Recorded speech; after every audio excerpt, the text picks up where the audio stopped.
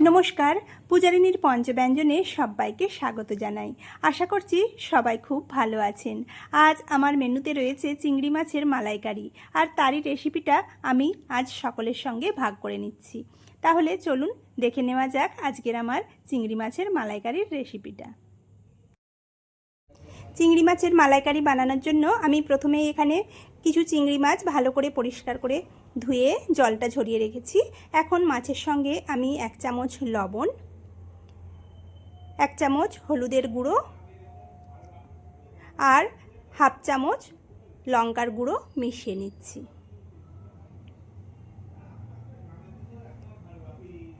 ভালো করে সব মাছগুলোতে আমি লবণ, হলুদ আর লঙ্কা গুঁড়ো ভালো করে মিশিয়ে নিয়েছি। এখন মাছগুলো আমি সরিয়ে রেখে একটা মশলা করে নেব। তার জন্য একটা বাটিতে পেঁয়াজ, 1 টুকরো আদা, 6-7 কোয়া রসুন আর 2টো কাঁচা লঙ্কা নিয়েছি। এটাকে পেস্ট করে নেব। এখন মাছগুলোকে ভেজে নেব। তার জন্য গ্যাসে একটা প্যান বসিয়ে কিছুটা সর্ষের তেল দিয়ে গরম হলে আমি মাছগুলো দিয়ে দিচ্ছি ভেজে নেওয়ার জন্য। চিংড়ি মাছ সবাই জানে যে খুব বেশি কড়া করে ভাজার দরকার নেই, মোটামুটি একটু হালকা করে এপিট ওপিট লাল করে তুলে নেব।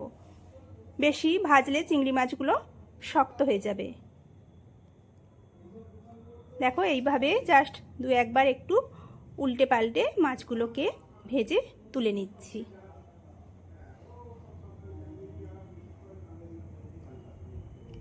মাছগুলো ভাজা হয়ে গেছে।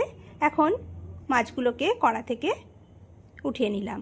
এখন এই তেলের মধ্যেই ফোড়নে দিয়ে দিচ্ছি 2টো তেজপাতা, কয়েকটা গোটা গরম মশলা। ফোড়নটা হালকা একটু ভেজে নেব। এরপরে দিয়ে দেব কুচি করে রাখা টমেটো। একটা মিডিয়াম সাইজের টমেটো কুচি দিয়ে টমেটোটা একটু নরম করে ভেজে নেব।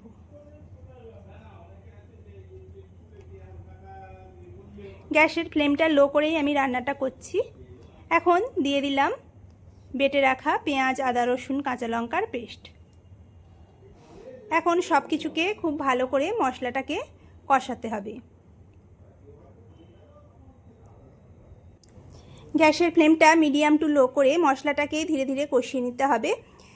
এখন আমি এতে দিয়ে দিচ্ছি স্বাদ মতো 1 চামচ লবণ, 1/2 চামচ হলুদের গুঁড়ো, দিয়ে দিচ্ছি কাশ্মীরি লঙ্কা গুঁড়ো 1/2 চামচ। আবারও সব কিছুকে ভালো করে মিশিয়ে নেব। মশলাটা বেশ ভালো করে কষানো হয়ে গেছে। এখন সামান্য অল্প একটু জল দিয়ে দিলাম যাতে মশলাটা পুড়ে না যায়।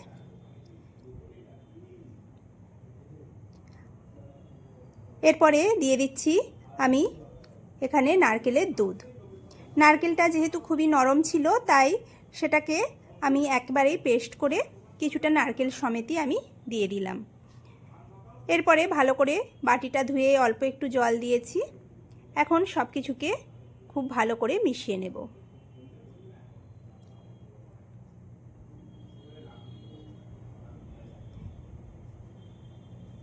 দিয়ে দিচ্ছি 1 চামচের মতো টেস্টের জন্য চিনি। চিংড়ি মাছের মালাইকারি একটু মিষ্টি মিষ্টি হলেই খেতে ভালো লাগে। এখন সব কিছুকে মিশিয়ে নিয়ে ঝোলটা ফুটতে শুরু করলে আমি ভেজে রাখা চিংড়ি মাছগুলো দিয়ে দিচ্ছি। এই চিংড়ি মাছ খুব বেশি ফোটানোর দরকার নেই। খুব বেশি রান্না করলে তাহলে চিংড়ি মাছগুলো একটা রাবারি ভাব চলে আসে, তাই অল্প একটু ফুটিয়েই আমি চিংড়ি মাছগুলো নামিয়ে নেব। গ্যাসের ফ্লেমটাকে হাই করে 3 থেকে 4 মিনিট মাছগুলোকে ফুটিয়ে নামিয়ে নেব। দেখো, চিংড়ি মাছের মালাইকারি আমার একদম প্রায় রেডি, আর দেখতেও বেশ সুন্দর হয়েছে। কালারটা দেখেই জিভে জল আসছে। এখন সবশেষে ওপর থেকে দিয়ে দেব 1/2 চামচের মতো গরম মশলার গুঁড়ো,